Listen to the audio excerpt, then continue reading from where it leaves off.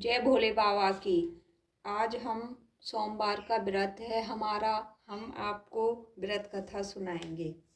ज्वालापुर नगर में एक साहूकार रहता था। उसके घर में धन धान्य की कोई कमी ना थी, बस कमी थी तो एक पुत्र की। इसी चिंता में साहूकार दिन रात घुलता रहता था। पुत्र प्राप्ति की कामना में वह प्रत्येक सोमवार को शंकर भगवान तथा मां पार्वती जी का व्रत और पूजन किया करता था। संध्या होते ही शिव मंदिर में जाकर वह शंकर भगवान के सामने दीपक जलाया करता था। उसके इस भक्ति भाव को देख एक दिन मां पार्वती जी ने शंकर भगवान से कहा, ज्वालापुर का साहूकार आपका अनन्य भक्त है और सदैव आपका व्रत और पूजन बड़ी श्रद्धा से करता है। आपको उसकी मनोकामना पूर्ण करनी चाहिए।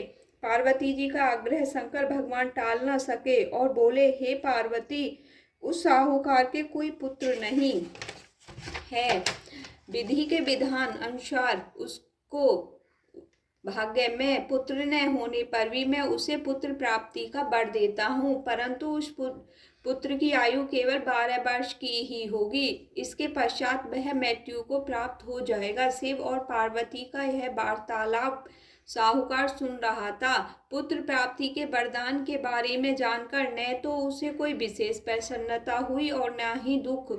शंकर भगवान के वरदान से साहूकार की धर्मपत्नी शीघ्र ही गर्भवती हो गई। साहूकार के घर में खुशियां छा गईं। ठीक 9 माह बाद साहूकार की पत्नी ने एक अति सुंदर पुत्र को जन्म दिया। इस अवसर पर साहूकार ने ब्राह्मणों को और निर्धनों को अन्न, वस्त्र और धन दान स्वरूप दिया। जब उनका पुत्र 11 वर्ष का हो गया तो पत्नी ने साहूकार से उसके विवाह के लिए आग्रह किया। साहूकार ने उसके इस आग्रह को टालते हुए कहा, प्रिय, मैं अभी उसका विवाह नहीं करूंगा और उसे पढ़ने के लिए काशी भेजूंगा।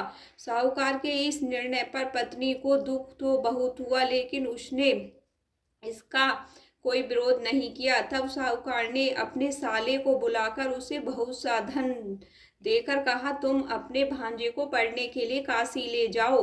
रास्ते में जिस भी नगर में रुको वहां यज्ञ तथा ब्राह्मणों को भोजन कराकर आगे जाओ। मामा भांजा जल्दी ही काशी के लिए प्रस्थान कर गए।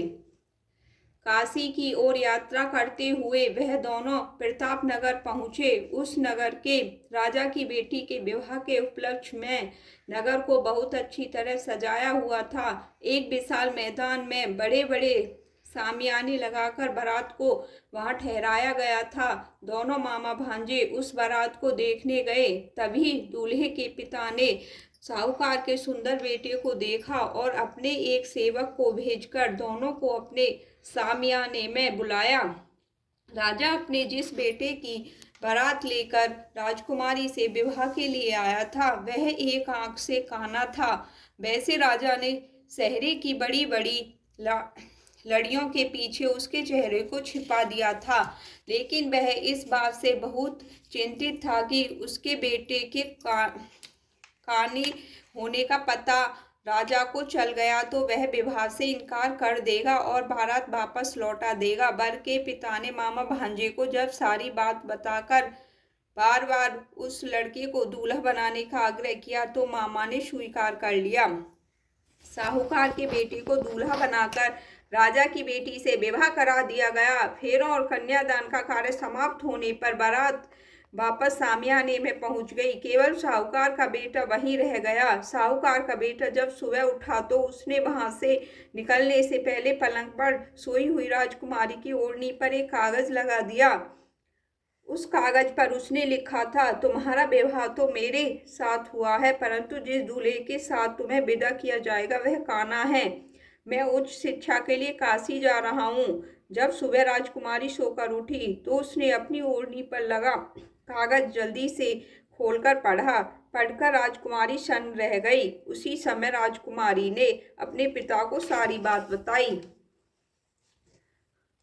राजा ने दूसरे राजा के लड़ने के साथ राजकुमारी को विदा करने से इनकार कर दिया। राजा अपने बेटे और बारात के साथ खाली हाथ लौट गया। उधर साहूकार का बेटा और उसका मामा काशी जा पहुंचे थे। वहां जाकर मामा ने यज्ञ करना और भांजे ने पढ़ना शुरू कर दिया। जब लड़के की आयु 12 वर्ष की हुई तो उसकी मृत्यु का दिन समीप आ गया। मामा को इस संबंध में कुछ पता नहीं था। उसने बहुत बड़े यज्ञ का आयोजन किया था। यज्ञ अभी चल ही रहा था कि लड़के ने अपने मामा से कहा, मेरी तबीयत कुछ खराब हो रही है मामा जी, मैं कुछ देर आराम करना चाहता हूँ, आप यज्ञ का कार्य पूरा कराते रहिए।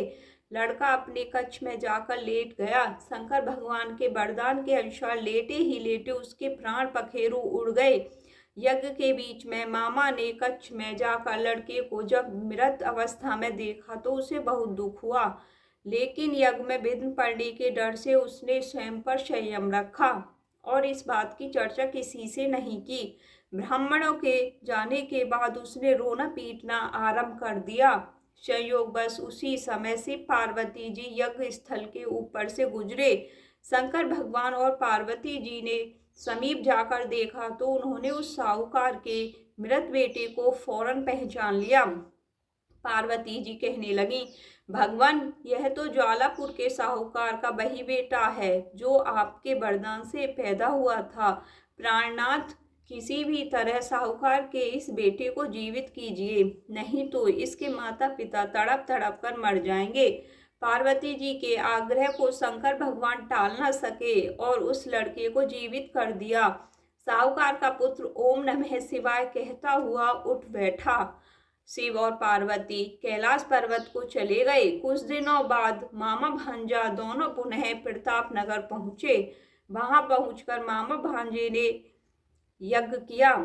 संयोग से उस नगर का राजा उस स्थान से गुजरा। राजा ने साहूकार के बेटे को यज्ञ करते देखा तो फौरन ही उसे पहचान लिया, अतः वह उन दोनों को महल में ले आया।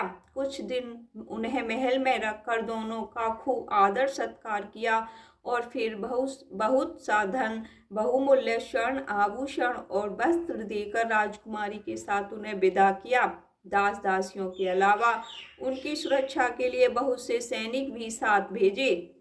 जब वह अपने शहर के निकट पहुंचे तो मामा ने एक सैनिक के हाथों अपने सकुशल लौटने की सूचना भिजवाई। जब सैनिक ने आकर यह समाचार दिया कि उनका पुत्र सकुशल लौट आया है तो उन्हें एकाएक विश्वास नहीं हुआ, लेकिन जब सैनिक ने शपथ लेकर दोबारा यह बात कही तो वह अपनी पत्नी और अन्य सगे संबंधियों के साथ नगर के द्वार पर पहुंचा और गाजे बाजे के साथ उन्हें घर ले आया।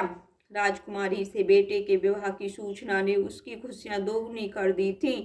जो प्राणी सोमवार का विधिवत व्रत करके शंकर भगवान व माँ पार्वती जी की पूजा करता है, उस पर नीलकंठ महादेव अनुकंपा करके उसका घर खुशियों से भर देते हैं, निसंतानों को पुत्र प्राप्ति का वरदान देते हैं और धन संपत्ति के भंडार भरते हैं। जय भोले बाबा की। ओम नमः शिवाय।